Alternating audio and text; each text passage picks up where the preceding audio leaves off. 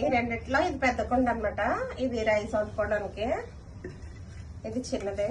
ఇప్పుడు దీనిలో కలిసి పెడతాను. హాయ్ అండి, సాటర్డే తీసిన వీడియో అనమాట ఇది. సాటర్డే పూజ అయిపోయిన తర్వాత దేవుడి దగ్గరే కూర్చుని ఇలా కుండలు అయితే పసుపు రాసేసుకుంటున్నాను. ఇంతకీ ఏంటనుకుంటున్నారు, ఇదైతే కలికుండ అండి. కలికుండ పెట్టుకుంటున్నాను ఇంట్లోని. మొన్న మూసపెట్టి వెళ్ళినప్పుడు అక్కడైతే కుండలు అయితే తీసుకున్నాం అనమాట. అప్పటి నుంచి అయితే పెట్టుకోలేదు. ఇంకా సాటర్డే రోజున మంచిది అని చెప్పేసి సాటర్డే రోజున అయితే పెడుతున్నాను. ఈ కలికుండ ఎలా పెట్టుకోవాలి, ఎక్కడ పెట్టుకోవాలి అనేది నేను లాంగ్ వీడియో అయితే తీసి పెడుతున్నానండి. ఎవరికైనా అవసరం అయితే చెక్ చేయండి. ఈ వీడియో కింద లింక్ అయితే ఇస్తున్నాను. మా చిన్నప్పుడు అయితే మా అమ్మమ్మ పెట్టేదండి కలకుండా. మా అమ్మమ్మ పెట్టేటప్పుడు ఎందుకమ్మమ్మ ఇది పెడుతున్నావు అంటే, ఇది ఇంట్లో ఉండాలమ్మా, ఇంట్లో మంచిది, లక్ష్మీదేవి ఉంటుంది కలకుండా పెట్టుకుంటే ఇంట్లో అని చెప్పేదన్నమాట.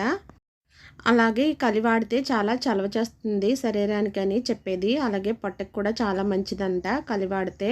ఎవరికైనా డైజెషన్ ప్రాబ్లమ్స్ ఉంటే ఇది వాడితే మంచిగా ఉంటుందంట.